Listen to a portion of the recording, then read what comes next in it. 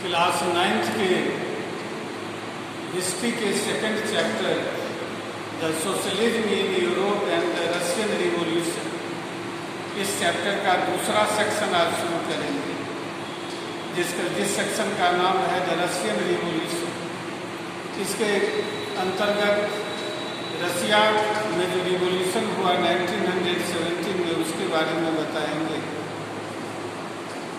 जैसा हम लोग जानते हैं कि रशिया में 1917 में एक रिवॉल्यूशन हुआ। इस रिवॉल्यूशन को रशियन रिवॉल्यूशन कहते हैं। इस रशियन रिवॉल्यूशन के अंतर्गत दो रिवॉल्यूशन आते हैं। एक रिवॉल्यूशन 1917 के फरवरी महीने में हुआ, जिसको फरवरी रिवॉल्यूशन के नाम से जानते हैं, और दूसरा रिवॉल्यूशन अक्टूबर महीने में हुआ, जिसको अक्टूबर रिवॉल्यूशन के नाम से जानते हैं। ये फरवरी रिवॉल्यूशन और अक्टूबर रिवॉल्यूशन, ये दोनों रिवॉल्यूशन को एक साथ रशियन रिवॉल्यूशन के नाम से जानते हैं। 1917 के फरवरी में जो रिवॉल्यूशन हुआ, इस रिवॉल्यूशन का सबसे बड़ा जो रिजल्ट था वह यह था कि मोनार्की का अंत हो। रशिया का जो लास्ट जो मोनार्क था, जार निकोलस सेकेंड, वो उसको जो है तो अपना पद छोड़ना पड़ा, और उसके बाद रशिया एक रिपब्लिक बन गया। अक्टूबर रिवॉल्यूशन जो अक्टूबर में हुआ, यह रिवॉल्यूशन सोशलिस्ट रिवॉल्यूशन के नाम से भी जाना जाता है, क्योंकि बोल्शेविक पार्टी, जो कि सबसे बड़ी जो रशिया की और सबसे पावरफुल सोशलिस्ट पार्टी थी, उसके लीडरशिप में जो है तो यह रिवॉल्यूशन अक्टूबर में हुआ। तो चूँकि एक सोशलिस्ट पार्टी के लीडरशिप में यह रिवॉल्यूशन हुआ, इसीलिए इसको सोशलिस्ट रिवॉल्यूशन कहते हैं।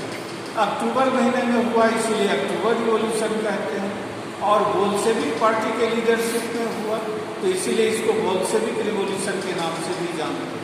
तो इस तरह अक्टूबर रिवॉल्यूशन को और दो नामों से जानते हैं, बोल्शेविक रिवॉल्यूशन और सोशलिस्ट रिवॉल्यूशन। अब इसके बारे में और ज़्यादा जानने से पहले ये कुछ और बातों पर ध्यान देना जरूरी है।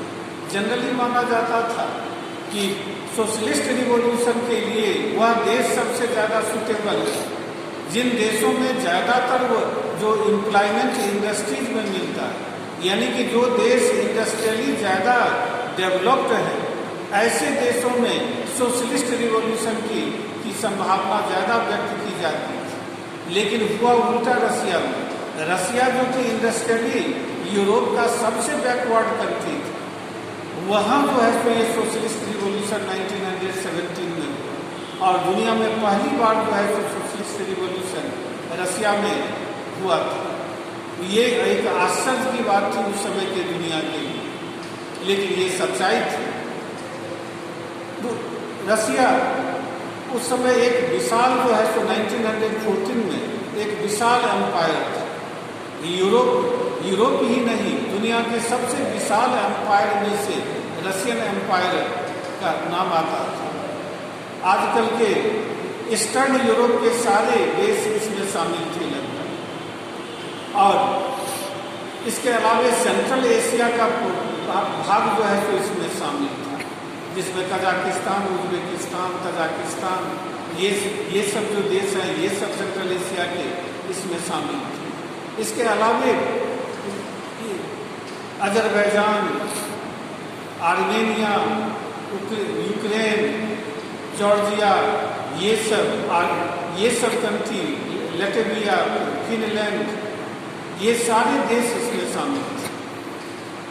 यह एक विशाल एम्पायर है जो यूरोप से लेकर के एशिया तक फैला था, और इसीलिए इसको यूरेशिया के नाम से जाना जाता था। यदि यूरोप प्लस एशिया, ये दोनों वर्ड मिलने से यूरेशिया शब्द बना, तो इसीलिए उस समय के रशियन एम्पायर को यूरेशिया कहा जाता था। 1900 इस एम्पायर में सब ज़्यादातर लोग क्रिश्चियन थे, और क्रिश्चियन में भी रशियन ऑर्थोडॉक्स चर्च के फॉलोअर थे। ये क्रिश्चियनिटी का ही एक ब्रांच है, एक सेक्ट है, जो ग्रीक ऑर्थोडॉक्स चर्च का एक पार्ट माना जाता है। वैसे क्रिश्चियनिटी में और कई सेक्ट हैं, जैसे प्रोटेस्टेंट, कैथोलिक, उसी तरह ये ग्रीक ऑर्थोडॉक्स चर्च होता है। ज़्यादातर रशियन लोग जो थे इसी रशियन ऑर्थोडॉक्स चर्च के फॉलोअर्स, लेकिन इसके अलावा मुस्लिम बड़ी संख्या में थे, बुद्धिस्ट भी यहाँ रहते थे। यहाँ जो ज्यू लोग, यहूदी जो इजराइल में रहते हैं, वे लोग भी यहाँ रहते थे। जैसे जॉर्जिया में उनकी संख्या ज़्यादा थी, आज भी है। तो इस तरह मुस्लिम, बुद्धिस्ट, क्रिश्चियन, ज्यू, ये सभी प्रोमिनेंट रिलीजन के लोग यहाँ जो है तो मिलते थे। ये इसी रशियन एम्पायर में जो है तो रिवॉल्यूशन हुआ, और इस रिवॉल्यूशन का क्या सब कारण था, तो उसमें से एक एक करके कारण के बारे में जानेंगे। तो पहला कारण था इकोनॉमिक। तो रसिया जो है तो एक मेनली जो है तो एग्रीकल्चर बेस्ड कंट्री था, कृषि प्रधान जो है तो देश था। यहाँ 85% लोग जो है तो एग्रीकल्चरिस्ट थे, खेती बाड़ी करके गुजर बसर करते। ये लोग ज़्यादातर अनाज का उत्पादन करते थे, और ये अनाज इसमें से अधिकांश अनाज एक्सपोर्ट किया जाता है, और ये अपने घर की ज़रूरत के लिए भी अनाज का उत्पादन करते थे। रसिया में जहाँ 85% लोग किसान थे, तो दूसरी तरफ यूरोप के देशों में ये 40 से लेकर के 50% लोग ही किसान थे।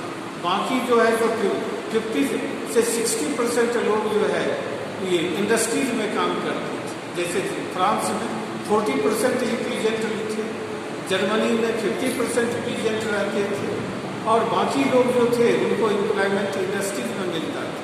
लेकिन रसिया में 85% लोग एग्रीकल्चर के काम में लगे हुए थे।